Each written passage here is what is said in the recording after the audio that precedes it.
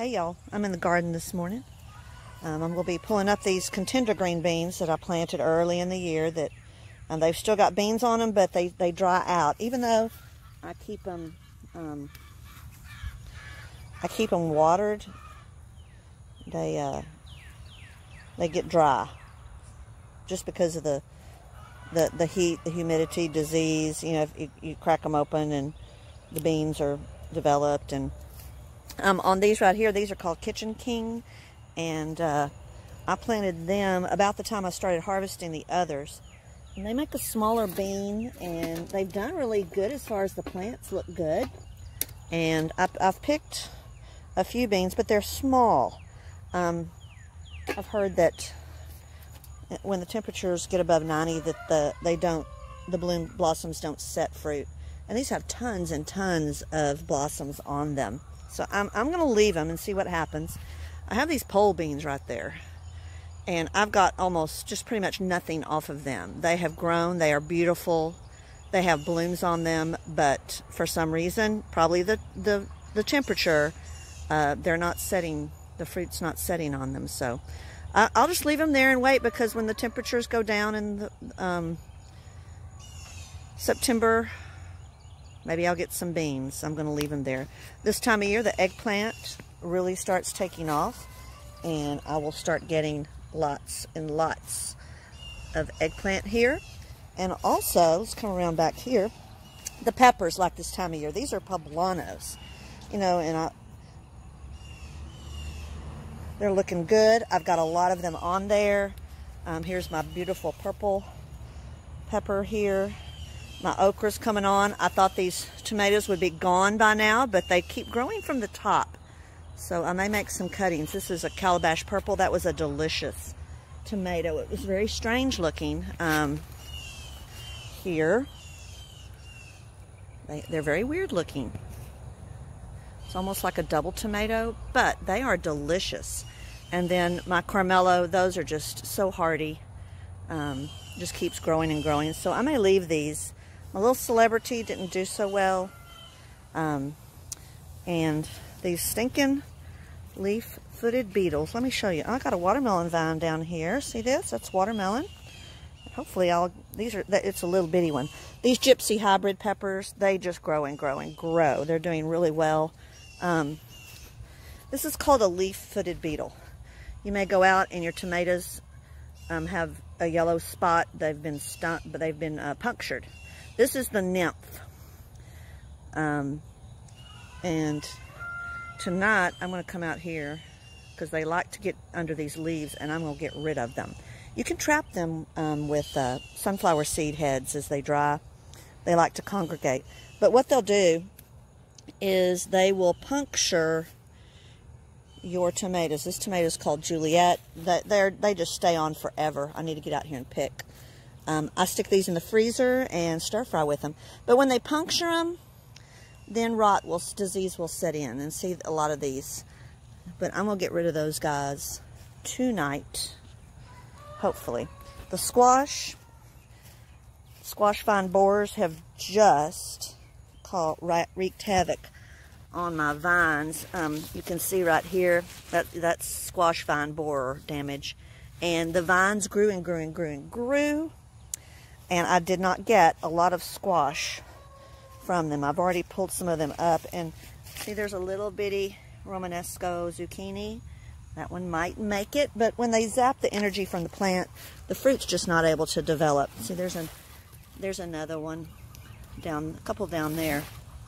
The zipper cream peas I've picked, I've canned, and I thought, well, I'm going to pull them up, and they sent up more of these stalks, and I've got lots of blooms and peas coming on, so I'm going to leave those. My poor little blueberry plant over there, and my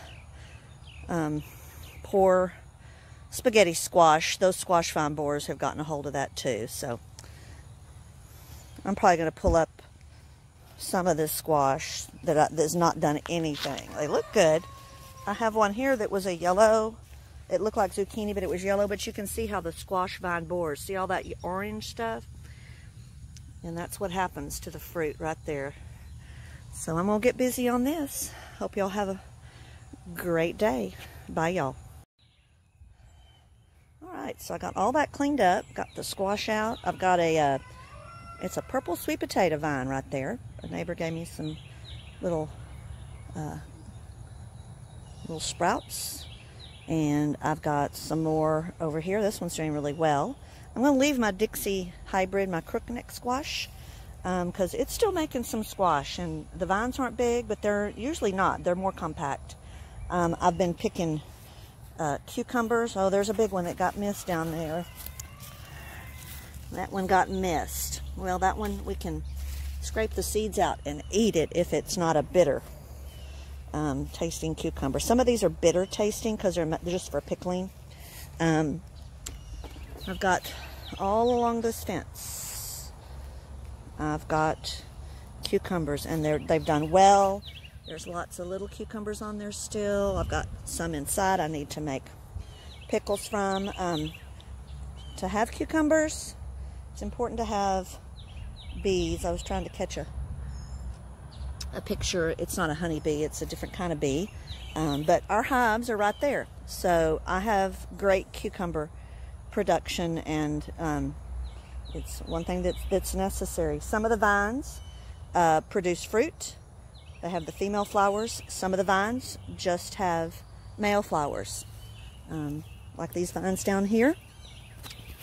This depends on the variety too that you pick, but all these down here, there's not going to be, these are all just male.